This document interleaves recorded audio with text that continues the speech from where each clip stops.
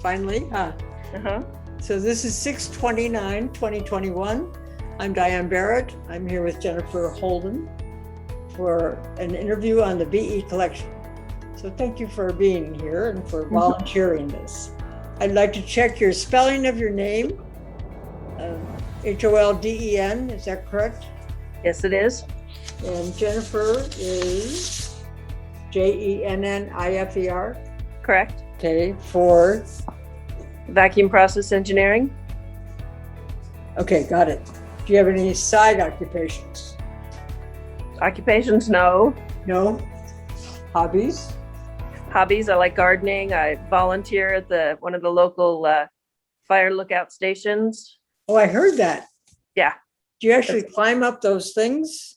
Actually, I'm very lucky. The one that I go to is on the top of a mountain, kind of. So there aren't a lot of steps that I have to climb. Oh, good. Yeah. How did you get involved in that? Through the local fire safe council. Mhm. They heard that the fire department was looking for volunteers because they just started manning the lookout towers again. They had been closed for a couple of decades. And so they just started last year. So I volunteered and I'm again up there this year. So have you cited fires? Yes, I've been up there twice this year. I do every other Saturday from 8 a.m. to 2 p.m. And each time so far this year, I have seen 2 fires. Wow. So total of 4 fires. So what do you do when you actually cite a fire? When I cite the fire, I use what they call an Osborne fire finder. And it's basically kind of like a compass device that you can use to line up the fire, kind of like a sight on a gun barrel, if you would. Huh? But then it tells you the compass heading. So you have to call into dispatch and tell them, the size, the type of smoke that you're seeing, the heading, and we have to estimate the distance. And so when you're there in the lookout, are you there unaccompanied or do you have someone else with you? No, completely alone. There can be no distractions. Really? Yeah. So I can't read or play on my phone or anything like that. I listen to podcasts or music, but otherwise I have to pay attention. Oh, interesting. Really important job. Yeah, makes me feel good that I'm up there, and I feel like I've kind of got my little community that I've got to watch over. Right. They should be glad they have you. Yeah, we're doing really well this year. I think we've got enough volunteers so that we'll be manned every day from dusk to dawn. Good. Or dawn to dusk, I guess. Dawn to dusk. Yeah. Huh. Well, now I know a little bit about that, but tell me a little bit about your work. My work. I work for a manufacturing company that's very niche market. And as a director of quality, it's my responsibility to understand what our customer requirements are, what standards they expect us to be compliant with, create procedures to make sure that we are compliant, and then follow through and audit our internal personnel to make sure that they're following the rules and policies appropriately. Is this something you've done for several years or? Yes, this is just recently I was promoted to director, but other than that, I've been quality manager for about 7 or 8 years. Prior to that, I was export compliance manager. Prior to that, I was environmental health and safety compliance. So I'm pretty much compliance. So what kind of educational background do you need to something like this? Yeah. Well, nowadays they expect you to have a degree, but back when I started in this, back in the 80s, you didn't need a degree. I don't have any. I have some college. I don't have any degree. I've got a GED from high school, and that's it. So what kind of degree is needed now? I asked that because one of the things we're trying to do here is record the past and inspire the future, so that we will be available through the archives to young women or people just starting out different careers. Pretty much, they'll take a Bachelor of Science degree in almost any scientific or manufacturing or engineering studies. It's just nowadays they want to degree no matter what you do, it seems like. Seems like it, doesn't it? Yeah, it does. Mhm. It's hard to, when I've had to switch jobs and, you know, and I have to say, no, I don't have a degree. It's very difficult. Sometimes, I won't even get an interview or a phone call because I don't have a degree, Uh-huh. even though I've got 30 plus years of experience. Right. Much Yeah. more important than a degree. Sounds I like agree. you do a lot of management. I do management of programs and some people. I have right now, I have 3 direct reports, Mhm. one of which is the quality control manager, who has about 7 inspectors that report to him. Mhm. So that's the whole quality department in the company. So you're a people person? No, I am not. You're a technical person. but I'm more you're- technical. You're willing to tolerate people to get the job done. Exactly. I understand Exactly. Good. So where were you born? I was born in New Jersey, in Broadway, New Jersey. And how long did you live there? At that point, we moved to Utah when I was about 6 months old. We stayed in Utah for about 4 years and then moved back to Jersey. And then I moved to California when I was 11. This is an interesting aside. There are a lot of people I've interviewed that moved to Utah in their youth. Really? Yeah, stunning. Oh, interesting. I know. You wonder what the economics were that the parents, these are all, Mm-hmm. made that decision to go to Utah. Were your parents from there? No, my dad worked for the Department of the Army as a civilian, but worked at the different arsenals. And there's an arsenal in Tooele, Utah. And so he transferred there. Mhm. How about your mom? No, my mom and dad both were born and raised in Westfield, New Jersey. Went to the same high school and everything. And so everybody's from Jersey until we moved because of my dad's job. So you have siblings? I have 2 sisters, both of them older. Uh-huh. Any of them lesbians? Nope. No. Any lesbians or gays in your family that you know about? Not that I know of. No. Good. Nope. What point would you say you were aware that you were lesbian or your sexuality was different than you would see around the block, so to speak? My story is a little different than your average lesbian, if there is such a thing. Go ahead and test me. I've heard a lot of good stories. I don't know if there is an average lesbian. Yeah, you're probably right. I don't think there is, but I never knew that anything was different. I just knew that when, that I hung out with all the girls in school, they were all the jocks, the basketball players, softball players. Mhm. I was the scorekeeper. Uh-huh. And then they started coming out and I'm like, okay, so no big deal. Mhm. But never dawned on me that I would be interested. I dated men all through my 20s. Mhm. Couple of long-term relationships. 5 years is the longest. But then I got back in touch with men. That was pardon? With men? Yes. Uh-huh. Okay. And then when I was about 30, I got back in touch with somebody from high school and she told me she was gay and I hadn't seen her in a long time. So we just ended up talking, through the night. And by the time I was done, I was wondering if, she'd let me kiss her. Uh-huh. Were you talking on the phone or were you talking in person? In person. Uh-huh. And then we ended up being together for about 11 years. So she said yes to the kissing part.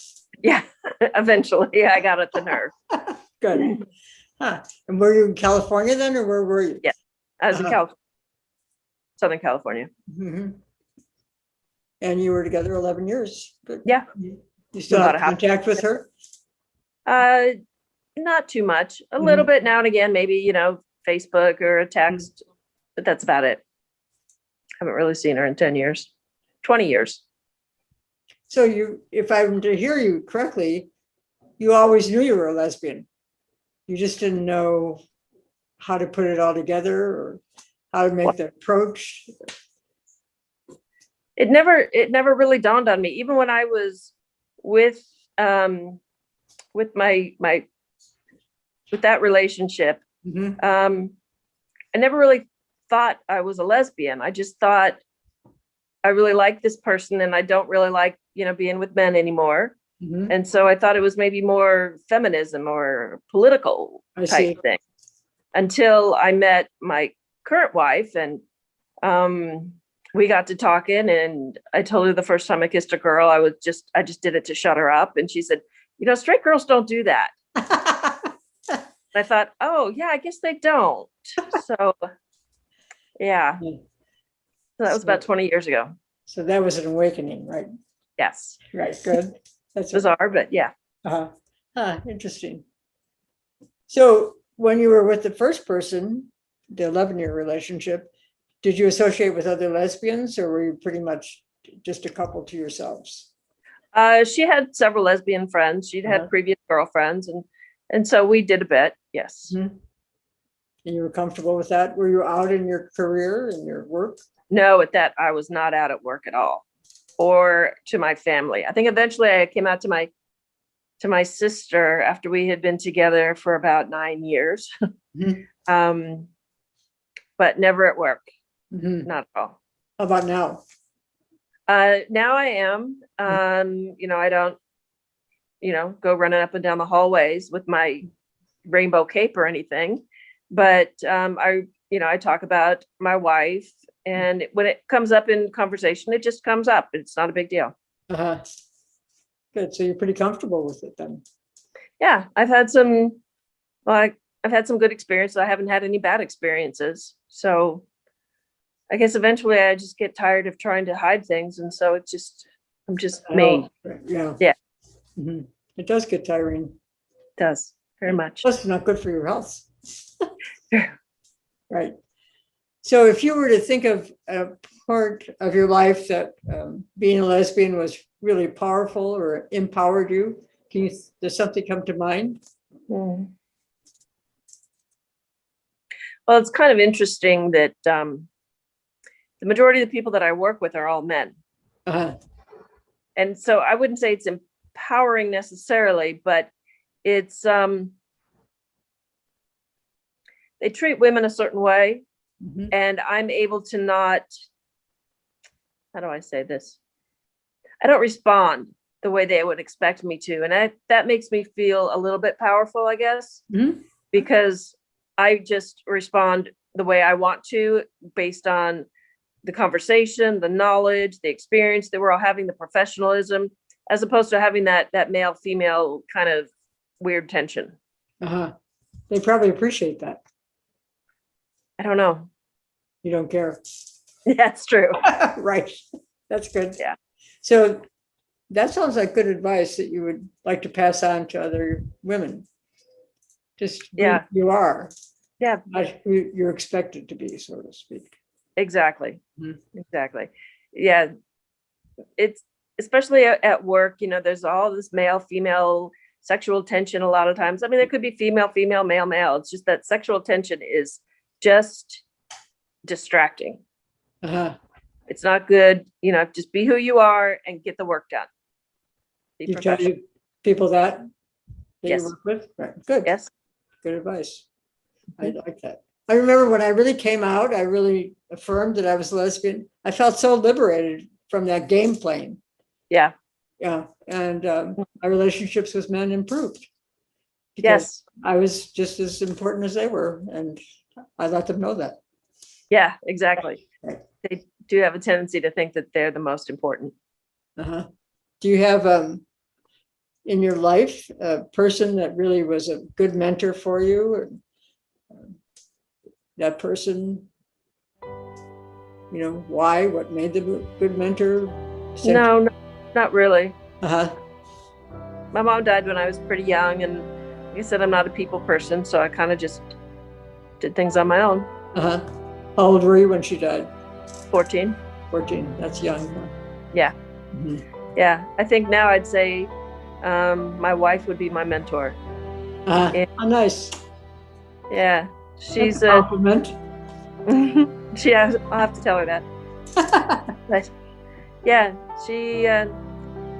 she's taught me how to live and see things differently and see people differently. And not be so afraid of people. And she's actually taught me to argue. So that's a good thing. That is a good thing. Yes, and to know when to stop. that too. That's a good thing. So Yeah. And how long have you been together? 21 years. Wow, that's wonderful. I agree. When did you meet and how? We meet at work. Mhm. Yeah.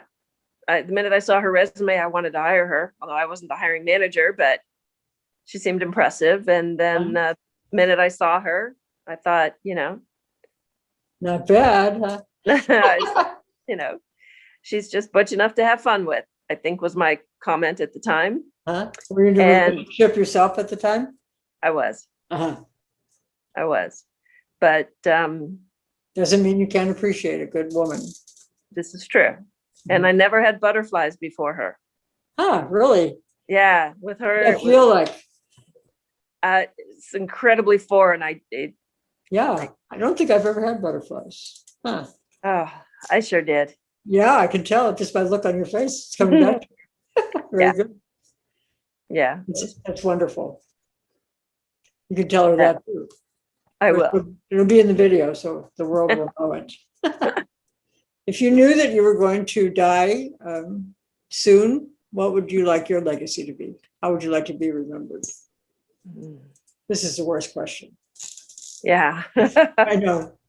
I don't really expect to be remembered that much. Really? Yeah. Yeah. How about the fact that you're doing this lookout stuff? Well, that I feel good about. I feel like I'm really providing some safety. Even my friends in the neighborhood, they just feel better knowing that I'm up there. I can understand that. Yeah. You're very impressive in terms of your ability to be responsible. Yeah. It comes through loud and clear. Okay. Thank you. Thank you. Mother Deb. Good night. Okay. Well, okay. Bye.